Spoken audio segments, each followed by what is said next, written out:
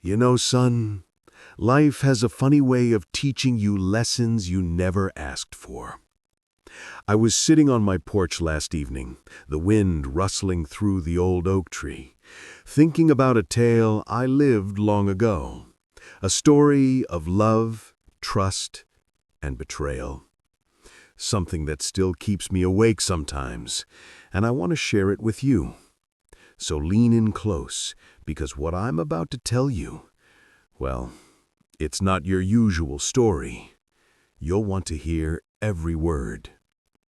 It all started in a quiet little town in upstate New York.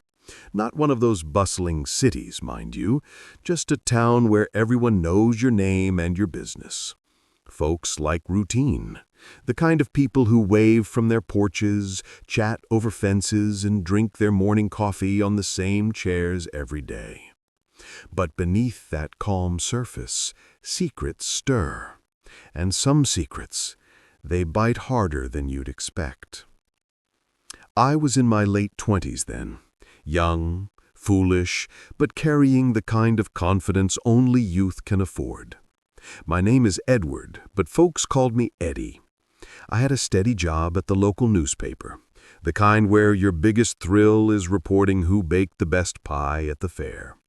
It wasn't glamorous, but it was honest work, and it gave me enough to live comfortably. And then she walked in. Sarah. Bright eyes, hair the color of autumn leaves, and a laugh that made you forget the world existed for a moment. She wasn't from around here, and that alone made her intriguing. People noticed her immediately, whispered about her as though she were some character from a classic Baytal story, which I guess she was in a way. She had this aura, like she carried a story too big for one lifetime. We met at a cafe downtown. I remember spilling my coffee because I was too busy staring. She smiled at me, the kind of smile that makes you rethink your priorities, and asked if I was always that clumsy. I joked, she laughed, and the rest, well, it unfolded like a suspenseful tale for adults. We started seeing each other. Slow walks under street lights, quiet dinners, conversations that lasted until the stars blinked out and the street lamps flickered. I thought I knew love, honest, simple, steadfast. But Sarah, she was a storm contained in calm water. Every moment felt electric, yet safe, a paradox I couldn't resist. I remember one evening, she invited me to her apartment. Not that she had a lavish place. It was cozy, cluttered in a way that felt lived in, like a home that held memories in every corner. She made tea, sat opposite me, and for the first time, I felt like she wasn't hiding anything. Or so I thought. "You ever think about trust, Eddie?" she asked, her fingers tracing the rim of her teacup. "Really think about it?" I chuckled, thinking she meant the usual stuff. Friends, family, loyalty. But there was something in her tone, something heavy that made me pause. "I guess. Depends on what you mean." She leaned closer, whispering, "It's fragile, easier to break than you know. And sometimes the ones you love the most, they're the ones who wield it like a weapon." Her words sank deep. I laughed it off, but I didn't forget them. That night, as I walked home under a pale crescent moon, her warning felt like a shadow trailing behind me. For months we were inseparable. I introduced her to my parents. They adored her, as did the neighbors. Life felt right, almost too perfect. And that's when I first noticed little things, subtle, barely there, like a missing receipt from the grocery store, a call she didn't mention, eyes flicking over her shoulder. I brushed it off. You always want to believe the best about people you love. Then came the letters. Handwritten, anonymous, slipped under my door. Nothing threatening at first, just small hints, like "Do you really know her?" or "Not everything is what it seems." I crumpled them, laughed nervously, and tried to ignore them. But curiosity is a dangerous thing, especially when it's wrapped in the fear of betrayal. I asked her once casually about her past. She dodged, smiled, and changed the subject. That smile, it had a power over me. Made me forgive, made me forget the letters, made me feel blind to the truth. And that's exactly what she wanted. Or maybe I wanted to be blind. One evening, I came home early from work. I had planned to surprise her, bring her favorite flowers. But when I turned the key, the apartment was empty. She was gone, just like that. A note lay on the kitchen table, folded neatly, smelling faintly of jasmine. "Edward, I need to find myself. Don't wait for me. S." I stared at it, heart pounding, thoughts scattering. Did she leave because of me? Was there someone else? Or was there something more sinister? I started asking questions. Friends, neighbors, coworkers, anyone who might have seen her. That's when the whispers began. Small rumors, easily dismissed, but each one a seed of doubt. She wasn't just Sarah, they said. She had a past she never shared. Relationships, debts, mysteries that didn't fit the picture I thought I knew. And I realized I had loved a stranger. A charming stranger who smiled while weaving a story that wasn't mine to know.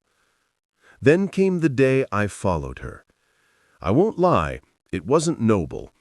I parked a block away, watched as she entered a modest office building downtown. Through the glass, I saw her speaking to a man I didn't recognize. Not intimately, just closely. Laughing, leaning in like old friends. But when I saw the files on her desk, financial statements, letters from far-off cities, I realized I had stumbled into something I didn't understand. I wanted to confront her. I wanted to demand truth, but I hesitated. The moral dilemma tore at me. If I loved her, should I pry? Or should I respect her space, even at the cost of my own peace? It's funny, isn't it, how love can blind you and doubt can sharpen that blindness into a blade. Days passed. I tried calling, texting, visiting, always polite, always careful, but she was distant. Polite, yes, but measured, like someone who had rehearsed how to avoid the truth. That's when the first real betrayal hit. I discovered she had been meeting with the same man for weeks before she left. And not just meetings, they were business-related, highly secretive. Contracts, documents, signatures. She had hidden an entire part of her life from me. Not just little secrets, but a life I wasn't part of. And yet, I couldn't hate her. I couldn't. Something about the way she carried herself, the reason behind her secrecy, made me understand that not all betrayal is born of malice. Some of it is survival. Some of it is self-preservation, and some is just life being cruel in ways we can't control. I sat on my porch that evening, thinking about the letters, her smile, her warning about trust. I realized then that every moment I spent loving her was also a moment I had been preparing for heartbreak. And heartbreak, well, it leaves lessons etched deep into your bones. Then, just when I thought I had grasped the edges of the truth, I received another letter. This one was different. The handwriting was hers, unmistakable. But the tone, It was urgent, trembling almost. "Meet me at the old pier, midnight. Come alone. There's something you must see. S." My heart raced. Should I go? Part of me wanted to run, scream, demand answers in daylight, with witnesses. Another part, the part that had always been mesmerized by her, whispered, "This is it, the truth." I didn't sleep that night. I kept thinking, pacing the floors, imagining every possibility. Could this be reconciliation? Or was it a trap? She had the power to ruin me, emotionally, financially, socially, yet I couldn't resist. So I went, alone, as she requested. The pier was empty, silent, except for the occasional ripple of water against the wooden posts, and there she was, leaning against the railing, eyes reflecting the moonlight. Not a word at first, just silence, heavy and expectant. "Edward," she said, finally, her voice soft but unwavering, "I've kept you in the dark, and I know it feels like betrayal, but you need to understand. Sometimes we do what we must, not what we want." I swallowed hard. The moral story for elders she spoke of wasn't about me, it seemed. It was about her, about choices, consequences, and the shadows between love and deception. Before I could respond, she handed me an envelope. Trembling, I opened it. Inside were photographs, documents, and letters that painted a picture I could scarcely believe. Her secrecy wasn't for greed or deceit. It was protection. Protection for people I didn't know, for circumstances I couldn't have imagined. And in that moment, I realized something crucial. Betrayal isn't always black and white. Sometimes it's shades of gray, like the fog over this pier, blurring the line between right and wrong. I looked up at her. Why didn't you trust me?" I whispered. She shook her head, almost smiling, almost sad. "Because some truths are too heavy for love to carry. You deserved innocence, while I had battles to fight." And just as I was about to ask another question, to demand clarity, a distant sound echoed across the water. Footsteps approaching. And then, silence. And that's when I realized I wasn't alone. "Hold on, you won't believe what happens next." I froze on that pier, my eyes scanning the darkness beyond the pale moonlight. Footsteps, soft, measured, deliberate, were coming closer. My heart thumped like a drum in a quiet hall. I wanted to speak, to call out, but the sound caught in my throat. Sarah didn't flinch. In fact, she seemed almost expectant, as if she had anticipated this moment for a long time. The figure emerged from the shadows. A man, tall, broad-shouldered, with a look that could unsettle the calmest soul. Not threatening, mind you, but there was weight in his presence, like he carried the world on his shoulders. I instinctively stepped back, putting Sarah between us. "Edward," Sarah said softly, "don't worry. He's not here to harm you, but you need to listen, all of it, before you judge." I wanted to speak, to call out, but the sound caught in my throat. Sarah didn't flinch. In fact, she seemed almost expectant, as if she had anticipated this moment for a long time. The man nodded at Sarah, and then turned his gaze toward me. "Edward, I've been expecting you," he said. His voice was firm, but not unkind. "I suppose you have questions." Questions? I had 1,000. I wanted to know everything.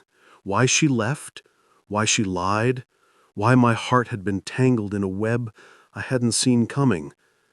But before I could speak, Sarah motioned for me to sit on the bench by the pier's edge.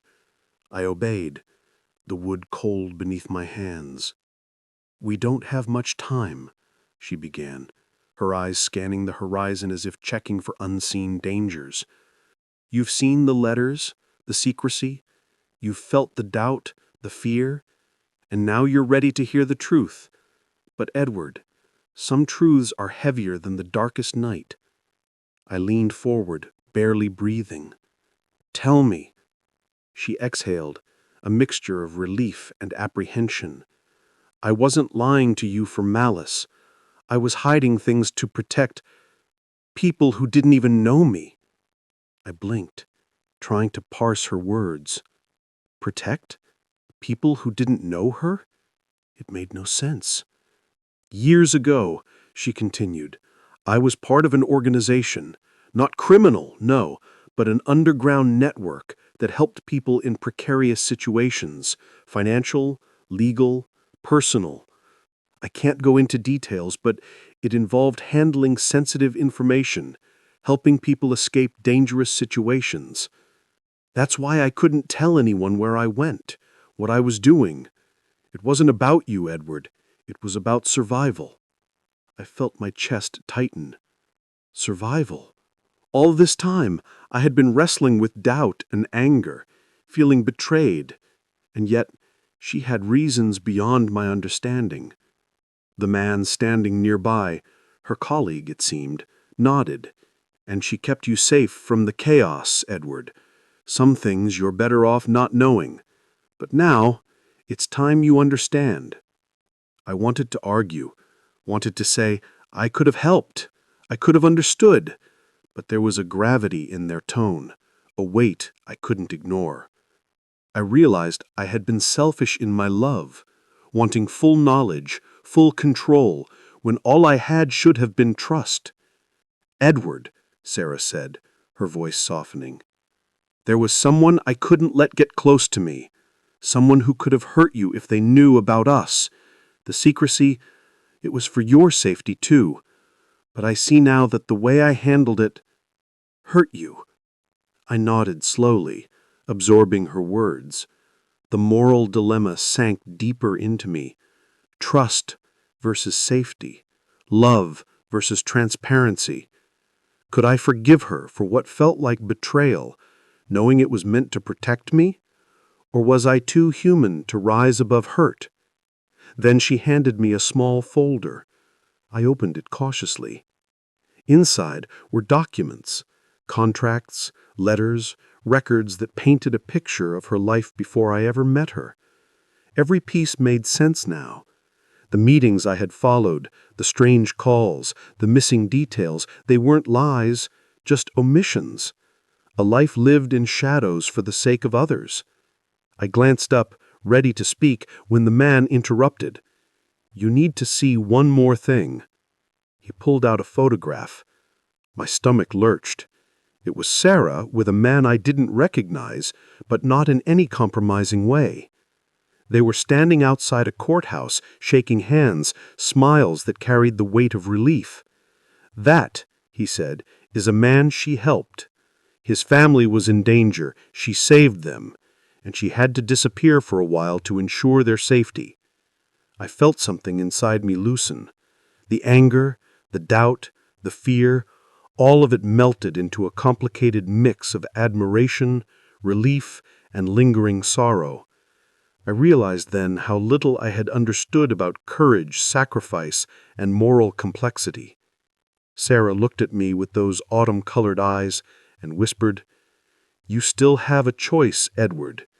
You can walk away, or you can stay and accept me with all my truths, the ones I can show you and the ones I still must keep." Choice. That word struck harder than any betrayal ever could. Love, I realized, wasn't about blind trust. It was about facing the unknown together, about accepting that people are flawed, layered, carrying burdens we may never fully see. Before I could answer, the distant sound of water splashing against the pier startled me. A boat, silent but moving fast, was approaching. My pulse quickened. What now? Was it danger or merely coincidence? Sarah's eyes narrowed. "They're coming," she said, almost to herself. "We don't have much time." The man with her moved closer, handing me a small device, nothing more than a sleek smartphone, but with encrypted messages and a single video file. "Watch this. It explains everything you need to know. And Edward, watch carefully." My hands shook slightly as I opened the file. The screen flickered and a video played. It was Sarah, speaking directly into the camera, explaining her past, her motives, the sacrifices she had made, the secrets she had carried. Every word made my heart ache and my mind reel. The clarity was overwhelming, but it also brought new questions. Why now? Why show me this only tonight? And just as I was absorbing the video, the footsteps grew louder. Not the casual, measured steps from before. These were purposeful, urgent, and coming from both sides of the pier. Sarah grabbed my arm. "Edward, we need to move, now." I wanted to ask questions, to protest, but the urgency in her voice left no room for hesitation. We turned, moving toward the end of the pier, where a small, waiting boat rocked gently in the water. The man helped us aboard. I glanced back once. Shadows moved along the pier, distant but unmistakable. People searching for her, perhaps for me too. The boat cut through the water, silent and fast. I watched the pier shrink behind us, the town lights fading into the distance. My mind was spinning, fear, relief, confusion, and an odd sense of exhilaration. I realized then that I had stepped into a world far beyond the quiet streets I had known, a world where love and betrayal weren't always what they seemed. Sarah sat beside me, her hand resting lightly on mine. "You see, Edward, life isn't about knowing everything. Sometimes it's about trusting the ones you love enough to follow them into the unknown." I nodded, words failing me, and yet, deep down, I knew that whatever lay ahead, our story wasn't finished, not by a long shot. And then, as we approached the darkness of the river's bend, the engine of the boat faltered. A sudden jolt, a brief silence, and the water around us seemed to grow colder, heavier. My heart thumped violently. Before I could even speak, Sarah whispered, almost in a warning, "Stay calm. Whatever happens next, remember why you're here." And in that moment, I realized the night was far from over, and the real test of trust, courage, and love was just beginning. Something or someone was waiting for us in the darkness. Don't blink. You won't want to miss what's coming next. The boat rocked gently as we moved deeper into the river's shadow. The moonlight reflected off the water in jagged silver lines, making it impossible to see clearly. I could feel the tension in Sarah's hand as it rested on mine, her grip steady, reassuring, but her eyes, they betrayed a flicker of worry. The night was alive with possibilities, some good, some dangerous. "You okay?" I asked, my voice sounding strange even to me, weak, unsure, but honest. Sarah nodded but didn't speak. The silence was heavy, filled with the sounds of water lapping against the hull and the distant calls of night birds. She was watching, listening, calculating. I realized then that she had spent most of her life in moments like this, moments where hesitation could mean disaster.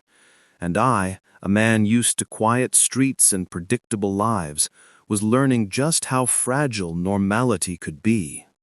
Hours earlier, I thought betrayal was simple. Someone lies, someone cheats, someone leaves. But now, sitting beside her on this boat, I understood that betrayal could be layered, woven into the choices someone makes for the greater good, choices that could hurt those they love most. I was torn. My mind screamed questions, but my heart, well, it still trusted her just enough to stay calm, just enough to hold on. Suddenly, the small engine shuddered again, a low cough of mechanical protest. The boat slowed, then drifted with the current. Darkness enveloped us. I could barely make out the shapes of the trees lining the riverbank, the tall grasses swaying like silent watchers. My pulse quickened. Sarah leaned closer. "They'll try to stop us," she whispered. Her voice was calm but firm, commanding attention. "You need to trust me. Every choice I've made, every secret I've kept, it's been to protect people, to protect us. But we're not safe yet."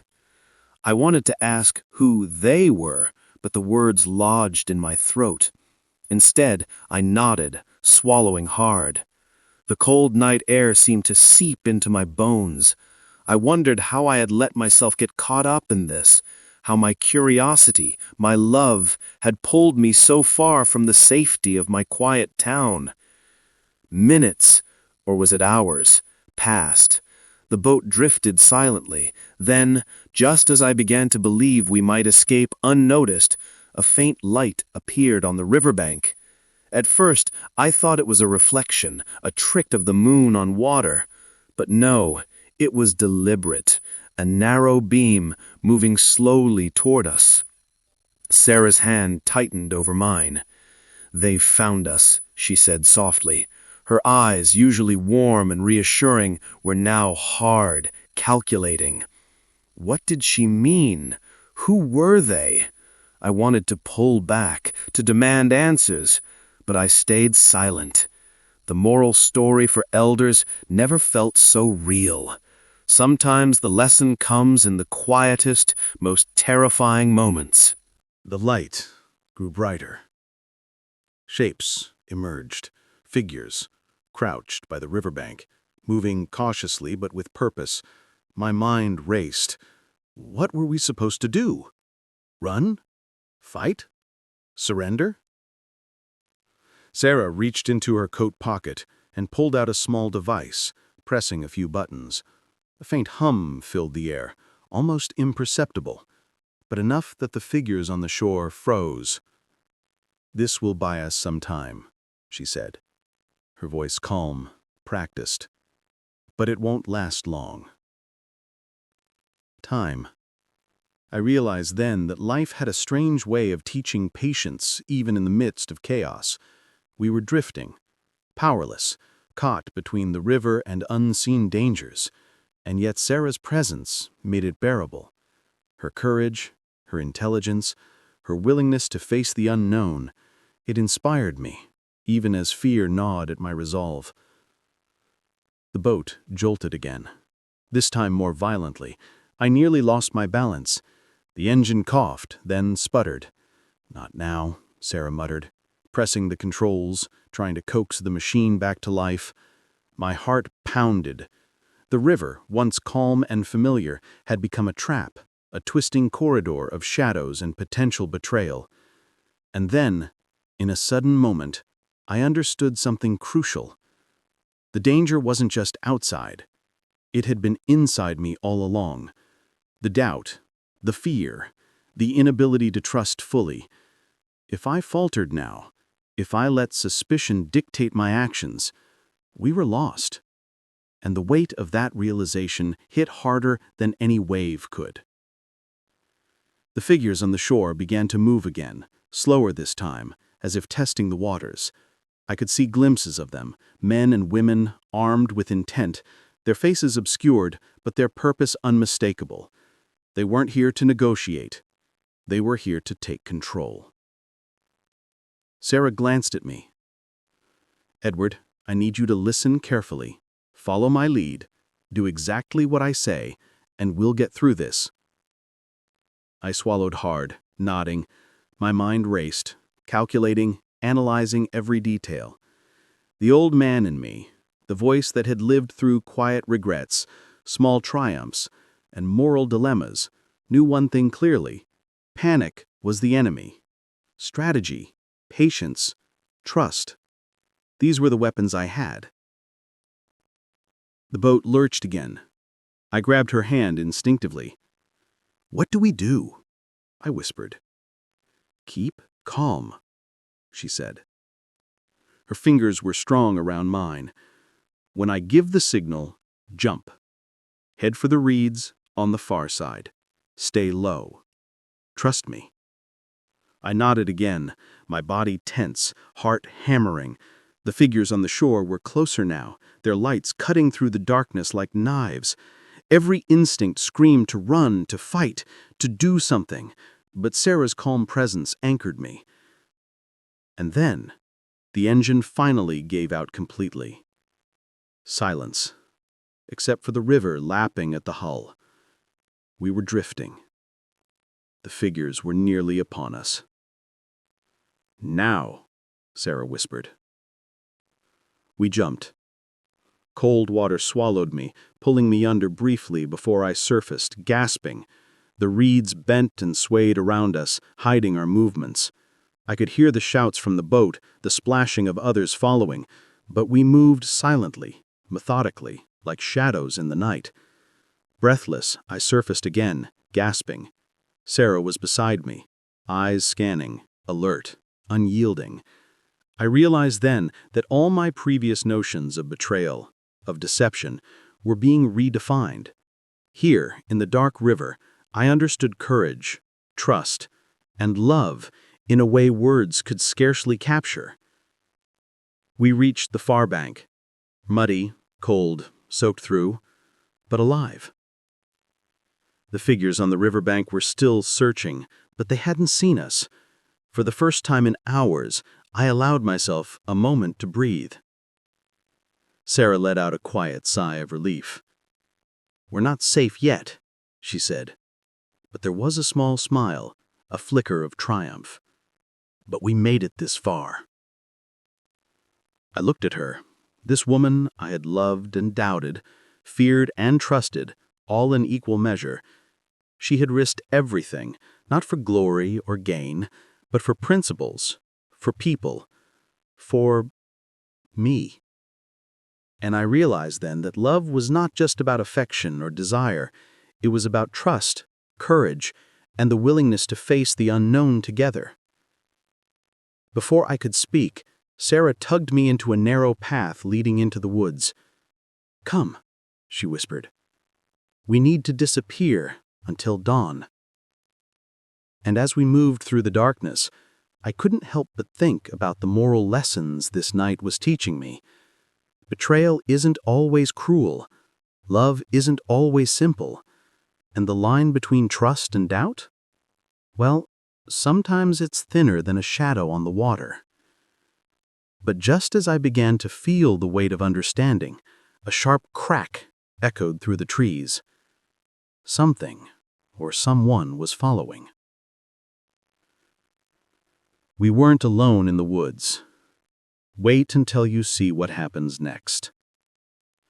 We moved silently through the woods, each step careful, deliberate. The cold mud clung to our shoes, branches scratched at our clothes, but neither of us spoke. The only sound was the occasional rustle of leaves and my own ragged breathing. I could feel the tension in Sarah's hand, her stiff grip, unwavering, but her eyes, they were sharper now, alert, calculating. Whatever danger followed us, she was ready. And me, I felt raw, untested, as though the night had stripped away all my assumptions about love, trust, and betrayal.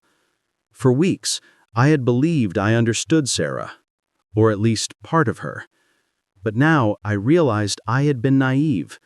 Life, it seems, doesn't offer neat explanations, and love isn't a guarantee of safety. We rounded a bend in the path and came to a small clearing. Moonlight spilled over a fallen log, illuminating a narrow stream cutting through the forest. We crouched behind the log, peering across at the darkness. Footsteps, deliberate, heavy, echoed through the trees. Someone was following, no doubt about it. Sarah whispered, Stay low. We can't confront them yet. Her voice was calm, almost soothing, but I could sense the tension beneath.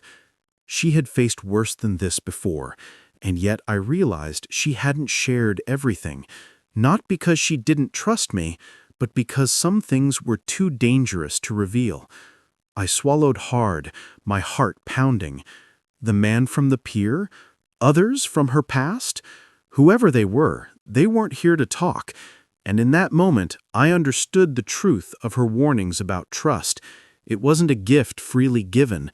It was earned, tested, and sometimes demanded at great cost.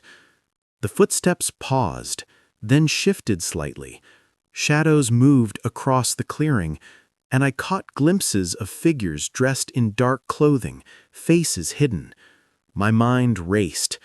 I wanted to demand answers, to ask why all of this had happened, but I kept silent. Sarah had led me this far. She deserved my trust, at least for now. She pressed a finger to her lips. Edward, remember why we're here. Every step I've taken has been to protect people, to prevent harm. You have to trust me. I nodded. The moral story for elders she was living had become my own lesson.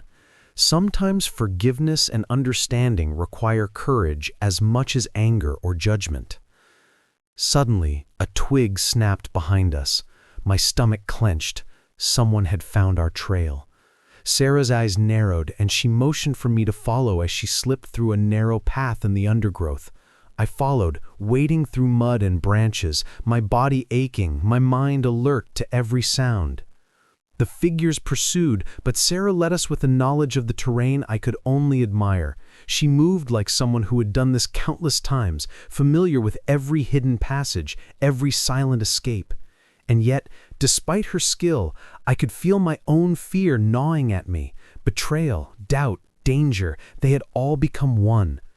We reached a small cabin tucked behind a grove of trees. It was rustic, inconspicuous, almost invisible against the dark forest. Sarah approached cautiously, checking the perimeter, then gestured for me to follow inside.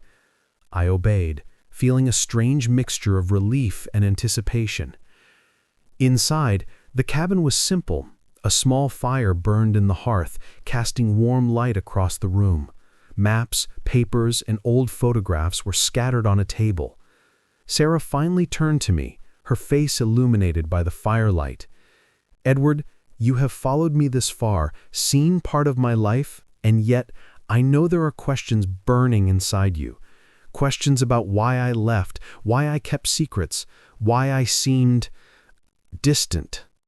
I swallowed hard. Yes, all of it. I need to understand. She nodded, taking a deep breath. I wanted to tell you everything, but I couldn't. Some truths were too dangerous, not just for me, but for anyone connected to me. I was protecting lives, Edward, and in doing so, I had to choose secrecy over honesty, safety over transparency.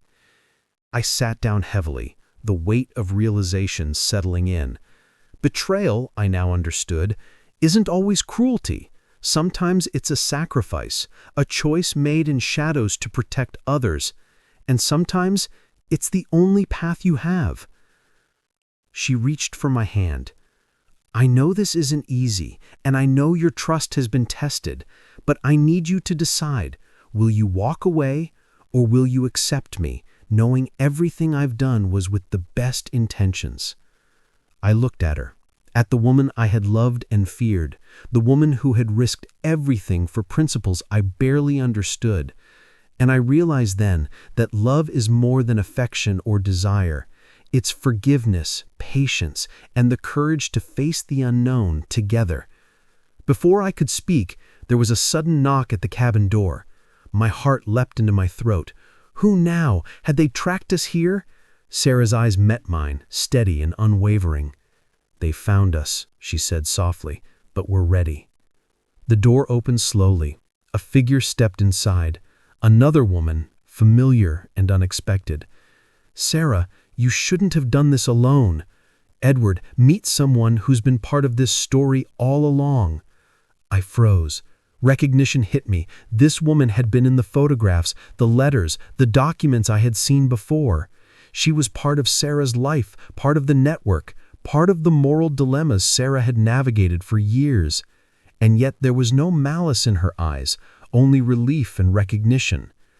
Sarah smiled faintly. "Edward, meet Lena. She's helped me protect those who couldn't protect themselves. And now, she's helping me protect us." The weight of the night pressed down on me. Danger, betrayal, love, courage, all converged in this small, unassuming cabin. I realized then that life was rarely neat, rarely simple. Love carried responsibilities, secrets carried consequences, and trust had to be chosen, even in the face of uncertainty. Lena handed Sarah a folder. She said, "All the evidence you need is here.